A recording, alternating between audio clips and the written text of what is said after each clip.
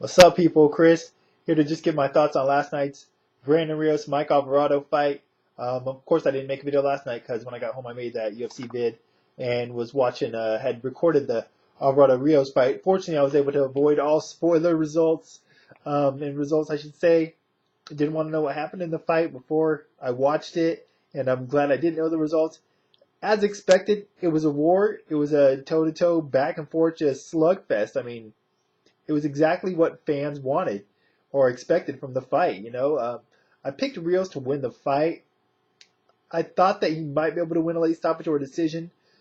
I just thought, ultimately, I think what my factor in picking him was that I thought that he might be able to take Alvarado's shots better, might be able to deal with more punishment. I said, whoever would win probably be able to take the other guy's punishment more and keep going. But I'll say this, man, about rounds 4, 5, 6, I was not feeling confident in my pick at all. I don't know. Alvarado just seemed to be able to take Rios' shots better. He seemed to be hitting Rios harder. His shots seemed to have more power on him. Rios seemed to be looking at times discouraged. Not that he ever stopped coming forward and throwing shots, not at all. But he looked like he was kind of getting discouraged. Like he's hitting Alvarado with everything he has, and it's not having the same effect that it does on guys. He's used to chopping guys down or hurting them a lot earlier in that. And it's like, damn, I'm hitting Alvarado with everything I got, and this guy's not really being effective, and he's still coming back and cracking me upside the head.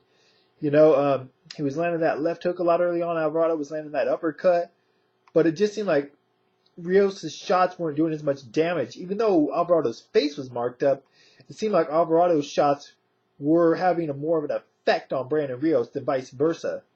Um, Round 5, it really looked like Alvarado was taking over. He was just landing a gang of straight shots to Rios' head. Rios' head was snapping back like it was a damn speed bag in there. But credit to Rios, man, and credit to both these guys, particularly Rios. That guy has got a hell of a chin. Big balls and a great chin take you far in the sport. And it's definitely been the case for Brandon Rios. Round 5 was off the hook. Round 6, once again, it looked like Alvarado was really taking over, but then Rios landed a really big right hand, kind of turned things over, showed he still had something left he showed that he still had something left. He was still in that fight. And then I guess maybe he really I don't remember what was said in between round 6 and 7 in the corner of Rios, but he found something in that right hand in the 6th round, went back to it in the 7th, hit Alvarado with it, hurt Alvarado, and man, once he had Alvarado hurt, it was like, what do they say, a shark smelling blood in the water? Just all over him, just swarmed him, gave Alvarado no chance for recovery. And he was able to do it successfully. A lot of times when guys get a guy hurt in a situation like that, they get a little wild, they get a little over anxious, they kind of smother their punches, they can get tied up, they can get sloppy, wing shots. No. Rios hit Alvarado with about every shot he threw, just landed that right, almost folded him over, had him against the ropes, landed a few more right hands, and ultimately Pat Russell stepped in and stopped the fight. Now, in regards to whether the stoppage was early or not, I guess there's obviously two ways of looking at it. If you're a fan of Alvarado, if you thought the fight should have been stopped earlier, obviously, or shouldn't have been stopped when it was, obviously the thing is, he was still somewhat defending himself, I guess.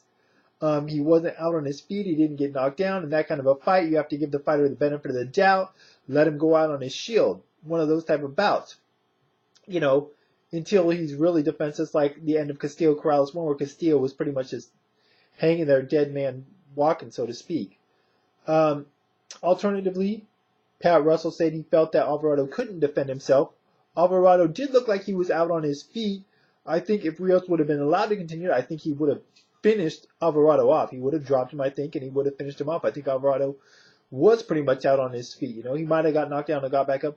Alvarado in the post-fight interview said, I would have recovered, I would have come back. I don't believe that. I do not think he would have recovered if that fight would have gone to continue. I think he would have got knocked down. I think Rios would have finished him ultimately. It might have been a more satisfying finish for fans, but I just don't think that Alvarado would have been able to survive that round. It was really early in that round. I don't think there was much left. And, Max Kellerman kept making a point about Pat Russell stopping it early. Pat Russell might have ruined a great moment, a Corrales Castillo type of moment.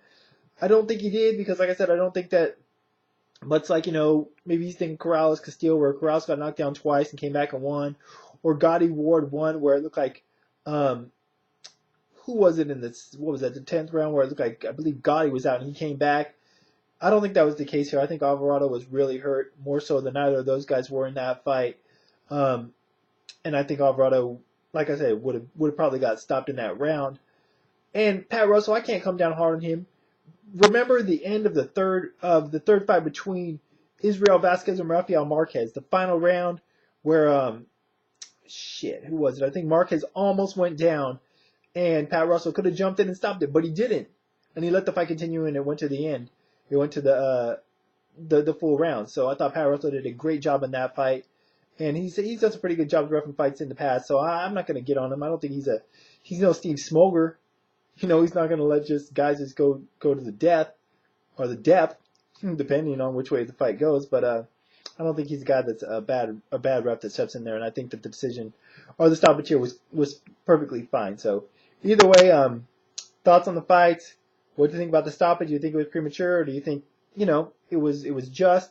And do you think if it wouldn't have got stopped there, do you think Alvarado would have been able to survive and continue, or do you think Rios would have finished him off? Thoughts on the fight in general? Was it the best fight of the year? Was it better than